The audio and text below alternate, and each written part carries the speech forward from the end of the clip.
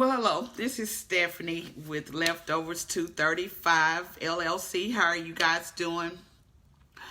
Thank you for stopping by. I truly appreciate all the kind words and the support that I have got thus far.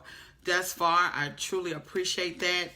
And I wanted to jump on with a word on unhealthy coping and the side effects. And I know you're asking, what do you mean about unhealthy coping? Unhealthy coping goes, in my opinion, it went further than just the norm or the common ones of substance abuses and different things of that nature. Another form of unhealthy coping with the loss, grieving of the loss of a loved one, dealing with the illness of a loved one, or just grief period, is overworking, putting in a lot of extra hours in work where you're scheduled 8 hours and you volunteer to work another additional 8 hours. You might decide to kick it up and do 10 and 12 hours per day. That's an unhealthy coping mechanism. And one of the side effects of that is because, in my opinion, because your body and your mind are not in sync, and you are still in a sense of numbness, you're unable to listen and hear your body telling you that you're tired.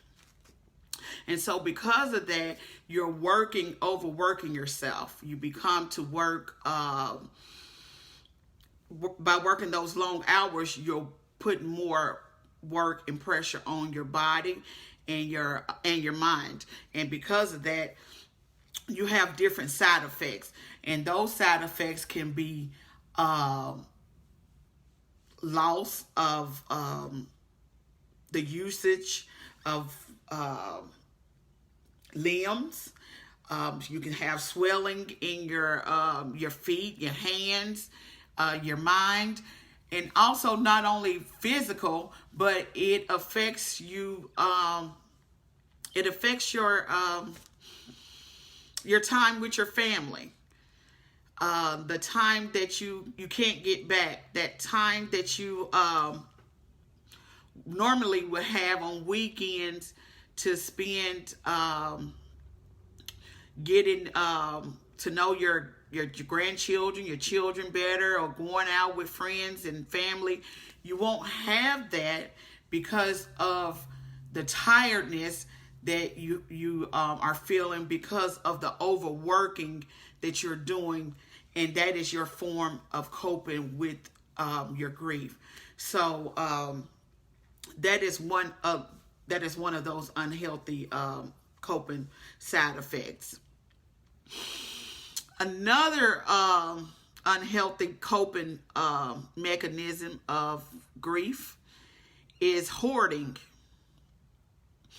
Now, this one right here is gonna be real challenging, because when we lose a loved one, we want to keep everything that they have. We want to keep it because it's that last thing that we have of theirs. And unfortunately and realistically, it's not healthy. It's unhealthy because you're everywhere you walk in your home, which is your sacred space, you are reminded of that loved one that is no longer with you, and that is unhealthy. So it took me years. It took me years, because what happened with me is, instead of me parting with things or selling things, I took my whole entire home and I emptied it out, and I brought all of my brother's whole entire house, furniture, everything included. and I redecorated my house with his things. Can you imagine that? That was horrible. So I don't, and I know you'll think, oh, well, you know, I want to keep it, you know, it means blah, blah, blah, blah. But yeah, that is true. Yes, his things was much nicer than mine, but it hindered the healing process. So in my opinion, I would think long and hard before I decide to bring all of that stuff into your sacred space, which is your home, because it just prolongs the healing process. In my opinion, it made it harder because I was unable to detach from the actuality that my loved ones was no longer with me. So that's one of the other side effects of hoarding things of your past and loved one. Also, again, my name is Stephanie. I'm with Leftovers 235 LLC. I am offering, and this is a disclaimer, one-on-one sessions. The sessions is for those of you who are in need of someone to talk to, a neutral person. Because let's just be real about it. Birds of a feather flock together. So when you start your healing journey, oftentimes it's not those birds that you're flocking with that you're able to heal with. Some may disagree, and that's fine. But for me, I couldn't. I wasn't able to heal until I separated myself from my flock. So God placed it on my heart to extend my ear to those of you that may feel the need and in fear, because we have to be honest with ourselves. The growth and the change is not going to come until we decide that we want to deal with what it is that we have going on in our lives. And I know for myself, some services are unaffordable.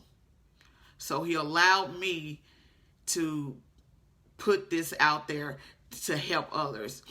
And I have seen a great oh,